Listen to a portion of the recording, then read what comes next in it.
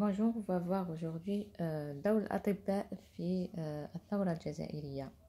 Les guérisseurs de la liberté, le rôle du monde médical dans la lutte contre le colonialisme. Aujourd'hui, c'est la première partie, on va apporter un médecin, donc l'avis d'un médecin.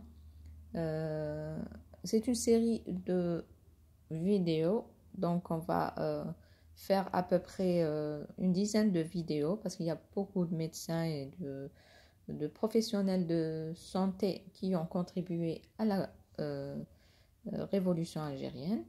Donc la première partie, Mohamed Saleh Ben Jelloul, il est né le 8 décembre 1893 au sein d'une famille aisée. Il effectue ses études primaires à Constantine. Il se rend ensuite à Paris pour poursuivre ses études et s'inscrit à la faculté de médecine. Il obtient son diplôme en 1924 et entame sa carrière de médecin à Alger. Il est intéressant de noter que Mohamed Saleh Ben Jelloul a commencé son engagement politique dès les années 20 en tant que conseiller municipal. Son positionnement en tant que défenseur de l'élite intellectuelle musulmane indique son désir de représenter et de promouvoir les intérêts de cette communauté au sein de la sphère politique. Son implication précoce suggère également son anticipation des luttes à venir pour l'indépendance de l'Algérie.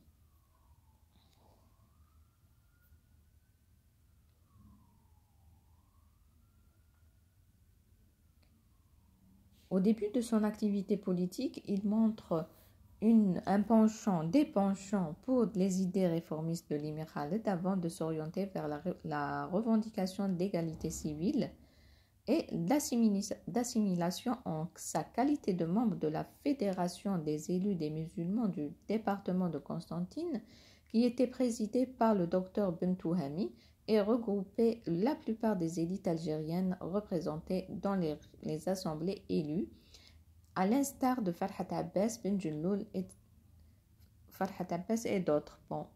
Je me suis trompée ici, j'ai répété le nom Ben Jelloul.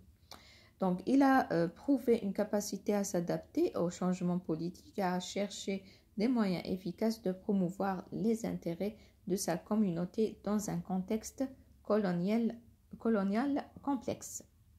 L'émergence de Mohamed Salah Ben Jelloul dans la scène politique dans les années 30 à travers la Fédération des élus musulmans algériens, une branche active dans le nationalisme, est significative. En tant que président de cette fédération. Il a joué un rôle majeur dans la promotion des revendications d'égalité civique entre les Algériens et les Français, comme l'égalité dans le service militaire entre autres. Ses publications d'articles dans le journal At-Taqaddum ont été un moyen efficace pour exprimer ses revendications et mobiliser l'opinion publique en faveur de l'égalité et de la justice pour tous les Algériens. دونك الكفاح من الأول كان سياسي ومن بعد تحول إلى الكفاح المسلح. دونك هذه لا بيريود كانوا بزاف مناضلين سياسيين. L'établissement du rassemblement franco-musulman algérien en 1938 par Mohamed Saleh Ben Jelloul marque une étape importante dans son parcours politique. Son élection en tant que député du département de Constantine en 1945 ainsi que son maintien en poste après la Seconde Guerre mondiale témoignent de sa popularité et de son influence croissante dans la région. Son élection ultérieure en tant que sénateur de Constantine le 8 décembre 1946, bien que de courte durée jusqu'à 7 novembre 1948, reflète également sa capacité à occuper des postes de responsabilité au sein de l'appareil politique français. Après son mandat de sénateur, il a choisi de ne pas se représenter, marquant peut-être un tournant dans sa carrière politique.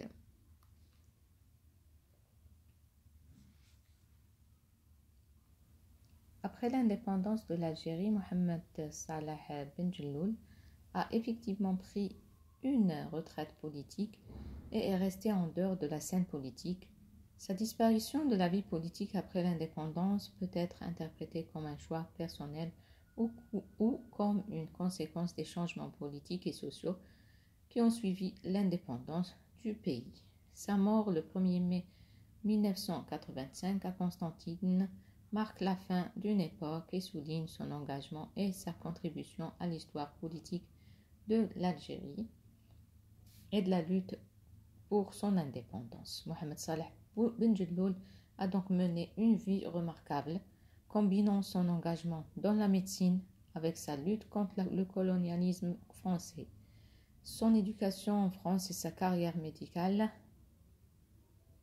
à Alger ont sans doute renforcé son dévouement à la cause de